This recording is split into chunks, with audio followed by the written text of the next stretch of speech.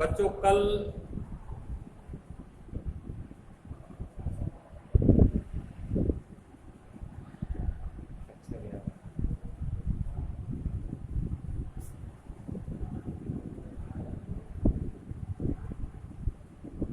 कल आपको जितना आपके कोर्स में था संस्कृत दिग्दर्शिका के अंतर्गत वो आपको बताया गया। अब आज हम उसी पाठ पर भी आगे तुलसीदास जी की कवितावली जो लंका का जब उन्होंने जलाया था उसी में फिर आते हैं। तो काव्य के जितने पाठ आपके बचे हैं ये तुलसीदास, इसके बाद एक पाठ और आपका रहेगा महाकवि भूषण का, है ना। तो छत्रसाल प्रशस्ति शिवा सौ, है ना। तो इस तरह से ये आपके पाठ हैं। आज फिर उसी पाठ पर लंका दहन प्रसंग में श्री राम के अनन्य भक्त हनुमान का राक्षस नगरी लंका के जलाए जाने का अति सजीव एवं चित्रोपन वर्णन है। विषयानुकूल भाषा में भी तीव्रता और कठोर वर्गों का प्रयोग। पहली बात तो एक कवित्व छंद में लिखा गया है ब्रज भाषा में। कवित्व छंद में 16 और 15 वर्ण होते हैं, 16 और 15 मिला करके 31 वर्ण होते हैं। उसको कवित्व छंद मनहरण कवित्व भी कहते हैं। तो एक कवित्व छंद में लिखा गया छंद है। और ब्रज भाषा रस कौन सा है? वीर रस होगा।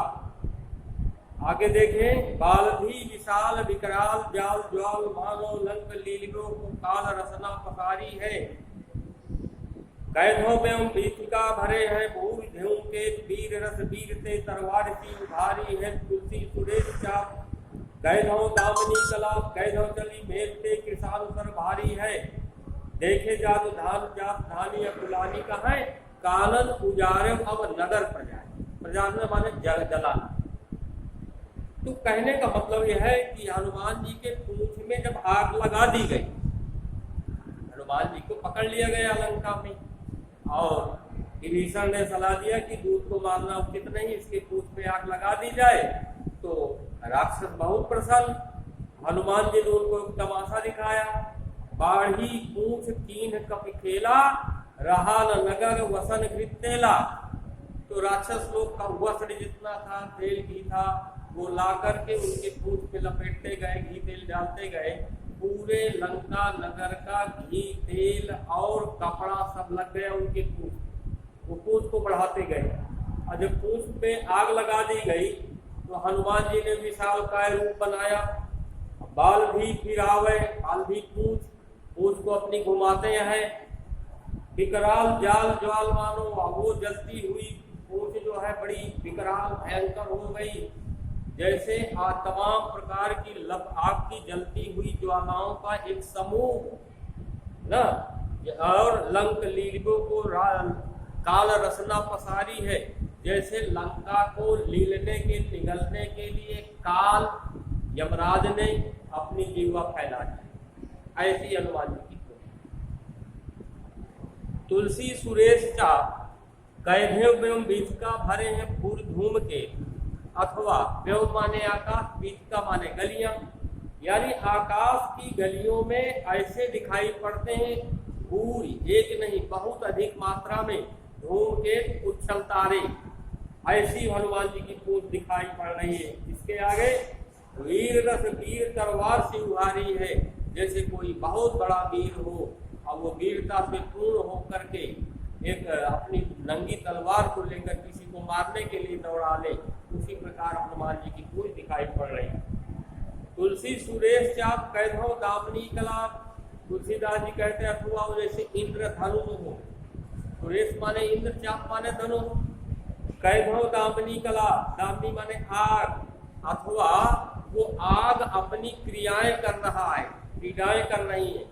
कैधो चली मेल से के सांसर भारी है। अथवा कैधो माने अथवा मेल के कुबेर पर्वत से, कृषाणु माने आग, सरी माने नदी, अथवा वो कुबेर पर्वत से जैसे कोई आग की नदी बह रही हो, ऐसी हनुमान जी के पूंछ दिखाई पड़े। देखे जातुधान, जातुधान माने राक्षस, जातुधान माने राक्षसनी। जब वहां के लंका के निशाचरों ने देखा, स्त्री और पुरुषों ने, तो सब व्याकुल हो गए और कहा कानन पुजारे, अभी तक तो इस बंदर का जो आतंक था वो जंगल में था, बड़े बड़े वृक्षों को उखाड़ के फेंक दिया, जंगल को नष्ट कर दिया, न तमाम लोगों का वध कर दिया।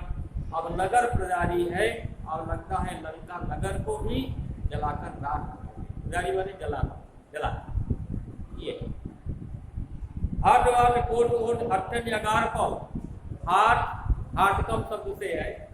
हाटकम माने बाजार, आपणम हाटकम।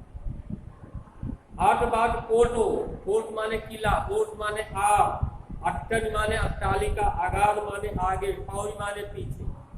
यानी बाजार में, मार्ग में और किले में, आड़ में, अट्टालिका में, आगे पीछे खोज खोज कर, दौड़ करके दी ही हथियार।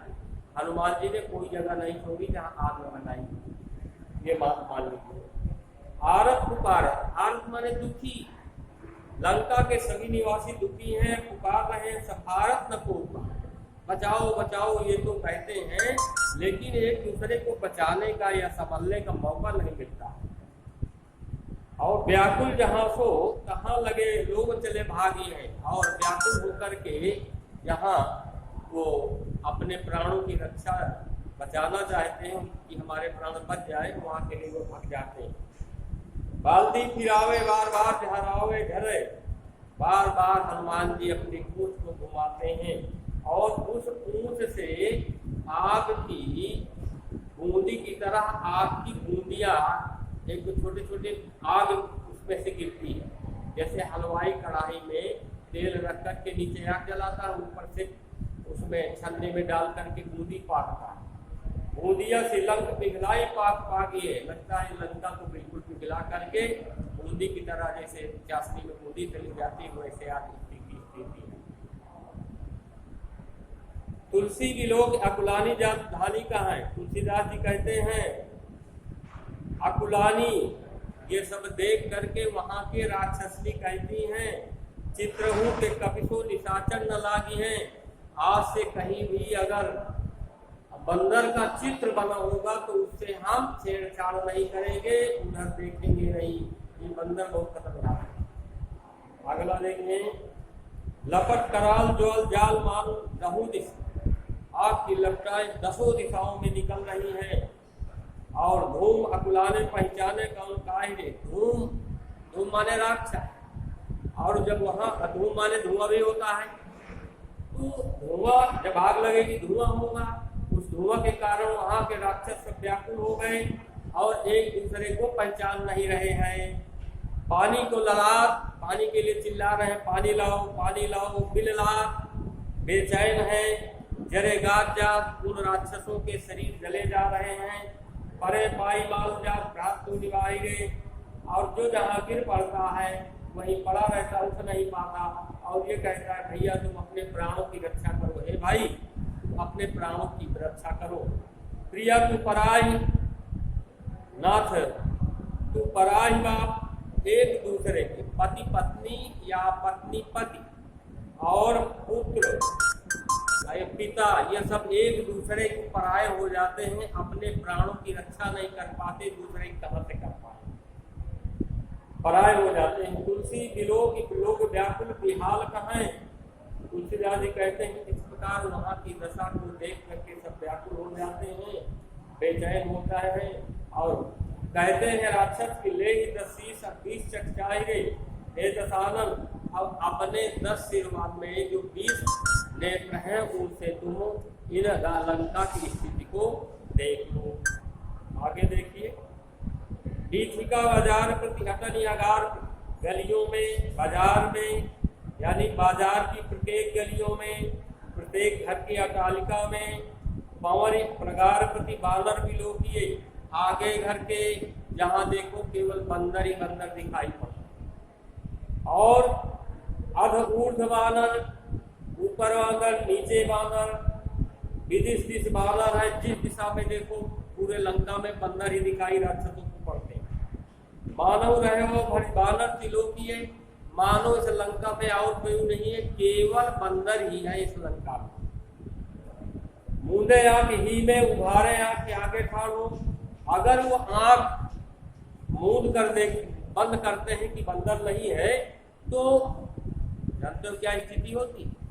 उनके आगे बंदर, उनके हृदय में बंदर आ जाता। और अगर आंख खोलते हैं तो आगे बंदर खड़ा, भाई जाई जहां तहां और को किए, जहां जहां दौड़ कर जाते हैं अपने प्राणों की रक्षा के लिए, बचाने वाला कोई नहीं है। और ले अब ले तब को न सिखाओ मानो। वहां के राक्षस कहते हैं, जब हम लोगों ने एक शिक्षा दिया था कि यहाँ बंदरों से मत बोलिए, बंदर बहुत खतरनाक है, समझौता कर लीजिए राम से, तो हमारी बात को नहीं माना, सोई सतराई जाए रोकिए। सब आप अपनी अपनी अकड़ दिखाते हैं, कहते हैं जिसको रोकना हो आप। तो बच्चों, ये था कवितावली। कल हम नए पाठ में गीतावली के साथ फिर आपको मिलेंगे, है ना? तब तक के लिए धन्यवाद।